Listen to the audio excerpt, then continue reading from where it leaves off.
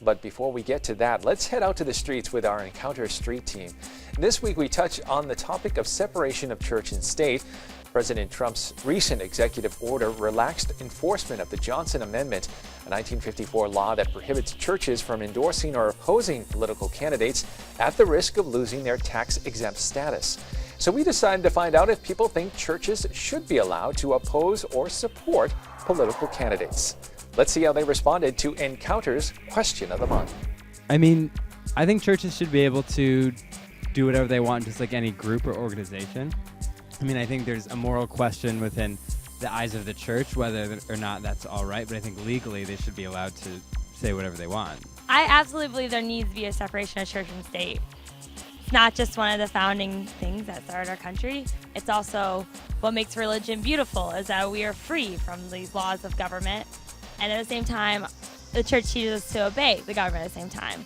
So it's a weird kind of paradox that there's not total separation, but at the same time, there's just no way that churches should be able to support candidates.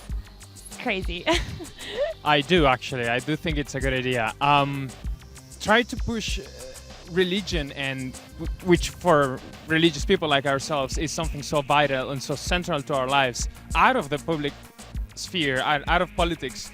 I think it's a mistake. And if something so important as who are we, is there a God, is there anything good or bad at all, is there anything right or wrong, out of what is supposed to govern society, I think that's a mistake. So therefore I think it's a good idea if churches could, contribute a little bit more to politics. Yes. I think that churches should be allowed to support and oppose positions that political candidates are taking on things, and not the candidates themselves. There's a reason we have separation of church and state, and I think it's a good one. You can say on one side, oh, the churches should endorse the candidate because people give the money for the church for religious reasoning, not to get, into politics per se. That religion and politics not necessarily always need to exchange, be in dialogue in a way. Sometimes just you go to church there, and then the politics are aside. I can see that, of course, your religion really, honestly, in my opinion, determines your politics. So I would have to come down. I would say yes. Ah, man, that's a toughie. I'm going to say no because of, every political candidate has a religious view on things. And, my take on it is the church should stay away from it. But, that's just my opinion. Everybody's different.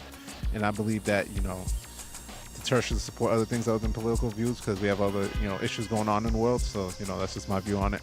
Well, allowed to, absolutely. They definitely should be allowed to.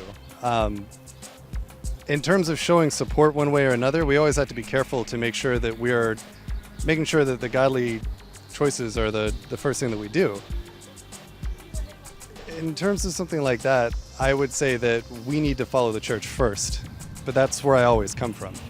So my allegiance to a politician usually comes from how well they're following the message of the church. And of course, we'd like to hear from you. If you want to respond and make a comment about our question of the month, you can go to our Facebook page at facebook.com/EncounterCTV.